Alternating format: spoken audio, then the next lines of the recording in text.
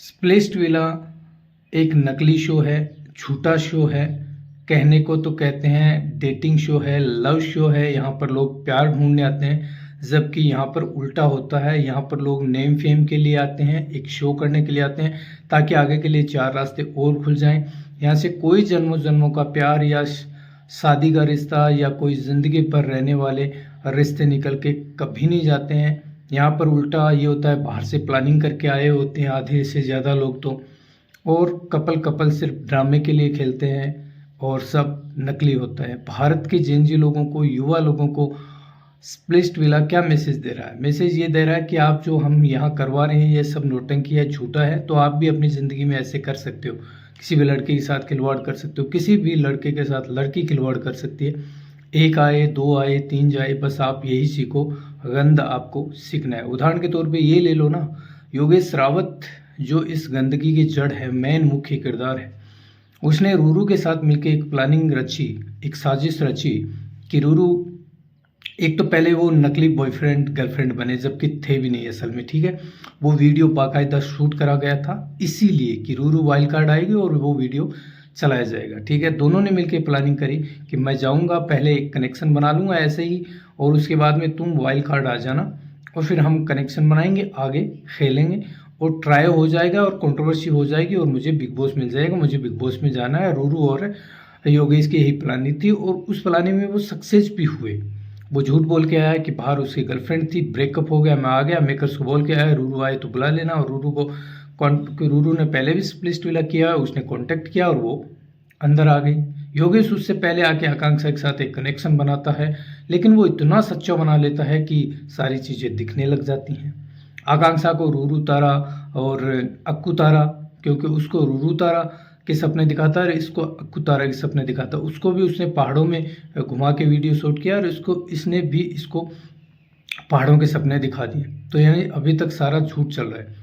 अब रूरू आती है और रूरू आने के बाद वो आकांक्षा को योगेश एकदम से छोड़ देता है, रूरू के पास चला जाता है, मिस किया मैंने, ऐसे किया, आई लव यू बोल रहा है, वो बोल रहा है, सब कुछ बोल रहा है। अब यहाँ से आकांक्षा को पहले से ही जनता पसंद कर रही थी, उसे खूब सारा प्यार मिल रहा था, उनको वो जेन्युइन ईमानदार ऐसे लग रही थी एकदम, जो कि हुआ भी था शो में।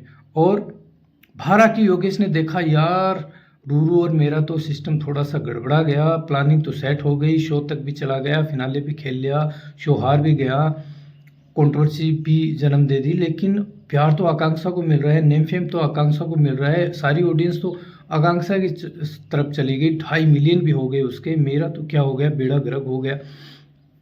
अब ये लोग लाइव के ऊपर छिटाकसी, एक दूसरे की गंदगी ये बकने लगे, सारा खेल ऑनलाइन पे चला, ठीक है। अब योगेश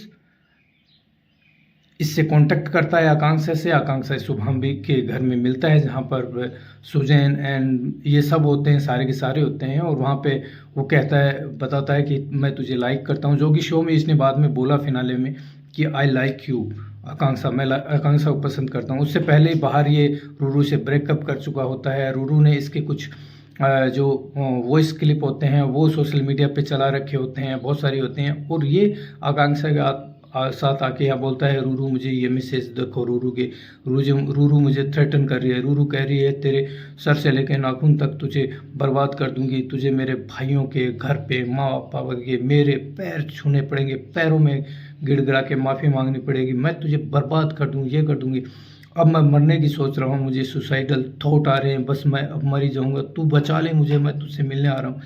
अब भाई आकांक्षा मिलती है, उससे मिलती है, और सुजैन वहाँ पर एक वीडियो बना लेती है, फ़ोटो खींच लेती है, प्रूफ रखने के लिए कि आकांक्षा को कभी भी डिच कर सकते हैं, क्योंकि उस समय जो भी आकांक्षा की दोस्त बन रही थी, दोस्त बन रहा था, इसलिए बन रहे थे कि नेम फेम के लिए थोड़े से हम भी हिट हो जाएं, थोड़े से हमारे भी व्यूज आ जाएं, थोड़े से हमारे भी फॉलोअर बढ़ जाएं, क्योंकि आकांक्षा को रिकॉर्ड तोड़ यहाँ पर फॉलोअर बढ़ रहे थे, और रिकॉर्ड तोड़ वो एकदम से सबसे पॉपुलर चल रही थी।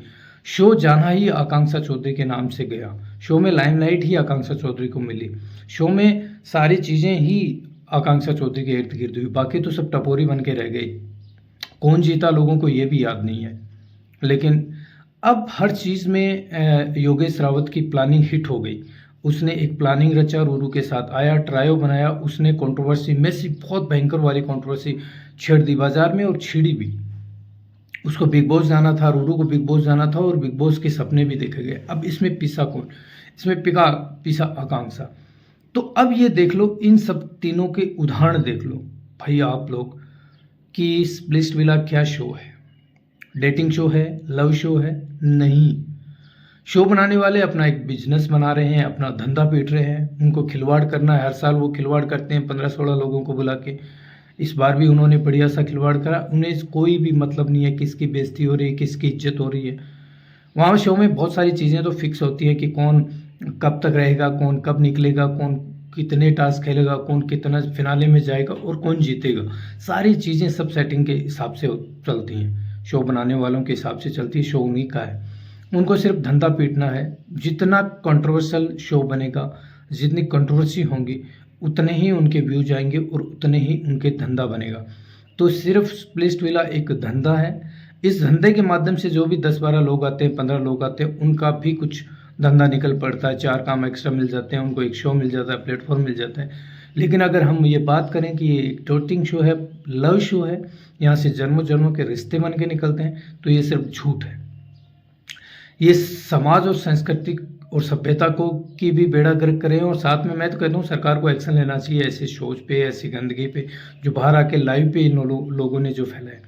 फिनाले टास्क में जो गंदगी फेंकी गई है कि देखो भाई, योगेश और सुजय ने बोला कि योगेश और आकांक्षा 3 दिन लिव इन में रहे हैं दिल्ली में और उस समय वो गर्लफ्रेंड थी रूरू करंट योगेश की। अगर ये सारी चीज़ें हुई हैं तो सोचो किस लेवल की हुई हैं। अगर ये चीज़ें झूठ है तो किस लेवल का झूठ बोला जा रहा है। तो ये भाई सिंपल सी बात है, जेन जी ग्रुप को, युवा वर्ग को सोचने की बात है कि आप किस तरह से लेते हो और इस शो से क्या सीखते हो। ये शो आपको क्या सिखाता है? मेन पॉइंट यही है, ये शो आपको गंदगी, कचरा ये सिखाता है।